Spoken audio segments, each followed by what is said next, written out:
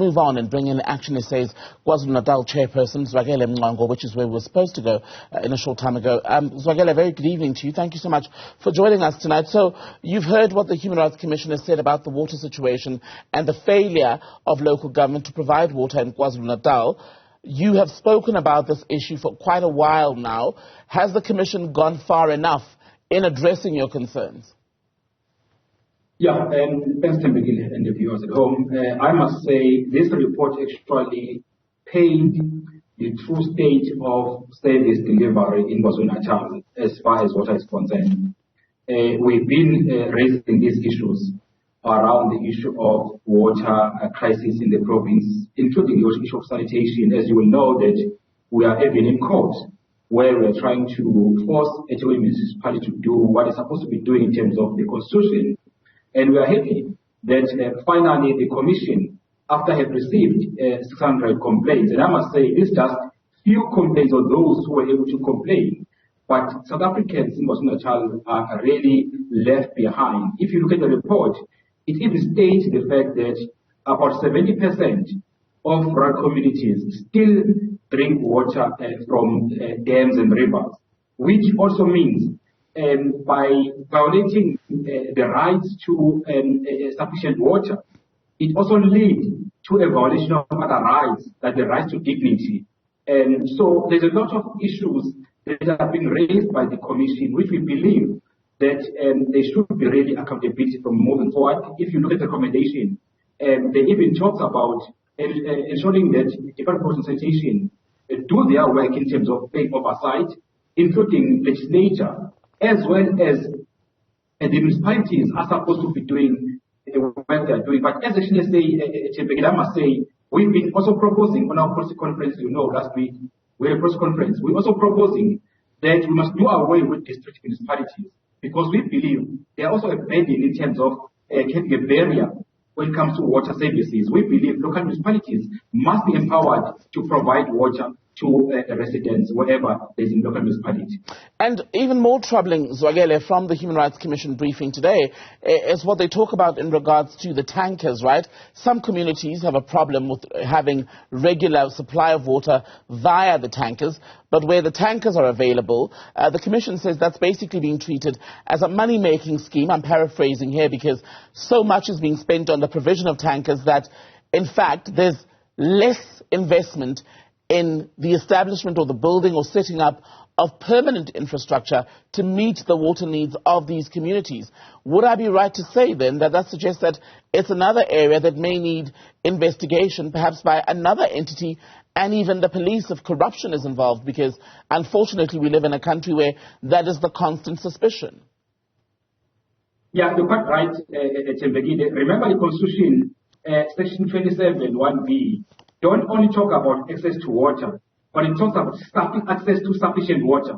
Now, the big question is, if you give someone water on a basket, is that sufficient water? The answer is no, it's not sufficient. But also, we have seen commercialization of this problem because there's a monopoly, the mafia style, working in KZN, where water tankers have been commercialized to a point where it's all about individuals who are benefiting on these tenders, and not just providing water, but for benefit of individuals.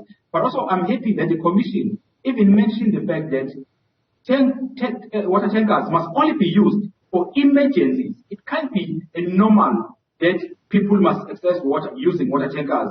Commission is saying this must be provided only for emergencies, but also they are saying municipalities must buy these tankers. They mustn't go out on tender so that we stop this corruption, because they also reflect on the fact there's corruption around the water, and this commercialization must come to an end. And if you look at infrastructure in rural areas, it's shocking that 28 years later, you still talk of issues of no infrastructure at all in some rural areas, but also in urban areas, there is a concern in terms of lack of infrastructure maintenance.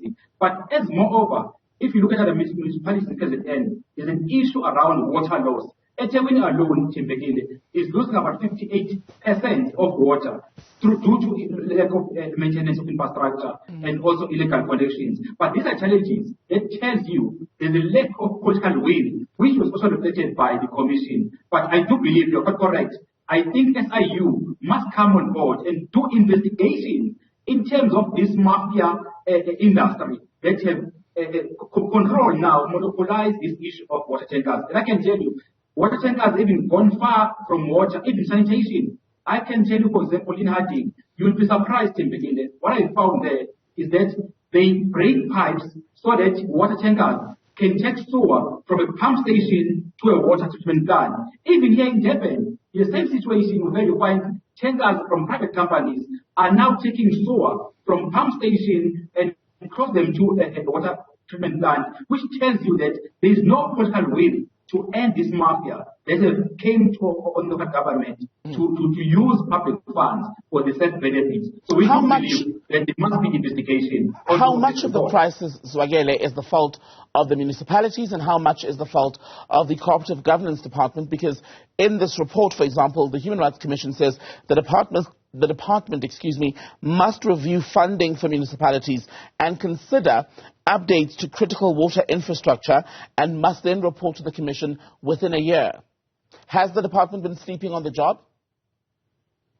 I think the issue of oversight and accountability has been a problem because AG is always highlighting these challenges. It's not something new. You know, if we read the report, even AG's report, they always highlight these issues and the issue around some municipalities failing to provide basic services. Now, the big question is, what is the role COGTA have played in terms of oversight, including legislature as a body responsible to ensure this oversight on the COGTA committee, as well as also Department of Water Sanitation from national, what role they have played, but also the issue of a budget allocation is a critical problem. That is why, as ActionSA, we do believe that the barrier to water services also is a district model.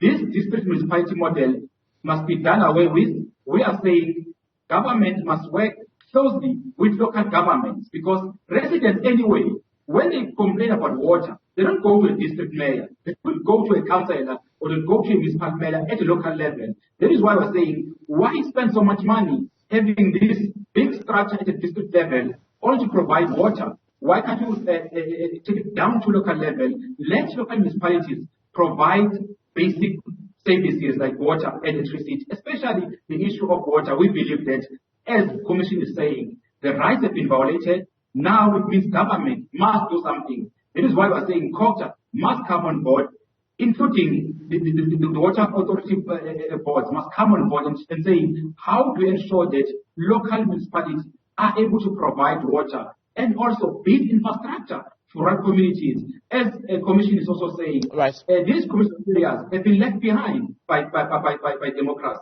And lastly, Zwakele, how helpful is a report such as this to the fight that you as ActionSA have now taken on for better services in areas such as eThekwini? Among the issues, of course, the provision of safe, reliable drinking water for all. Look, it is going to be useful because remember, this report also takes some court cases that have been done before. Now, at least you can make reference of what court judgment have been made previously on the issue of water provision, on the issue of sanitation. So I think this report is actually helpful for us in terms of our litigation with the municipality. But moreover, our concern is that some municipalities, including the municipality, fail to appear before the commission. Here we talk of the municipality, Amateur municipality, Newcastle, Zululand, Umzinyathi, and Uchukwela. These are municipalities having the biggest challenges when it comes to provision of water, but they fail to come before the commission. So we believe the commission must take serious steps against these municipalities for their arrogance of not coming to answer before the commission, because we can't allow disrespect of transit institution. Zwakele Mncwango, ActionSA chairperson in KwaZulu-Natal. Good to have your time as always. Thank you so much for being on the show tonight.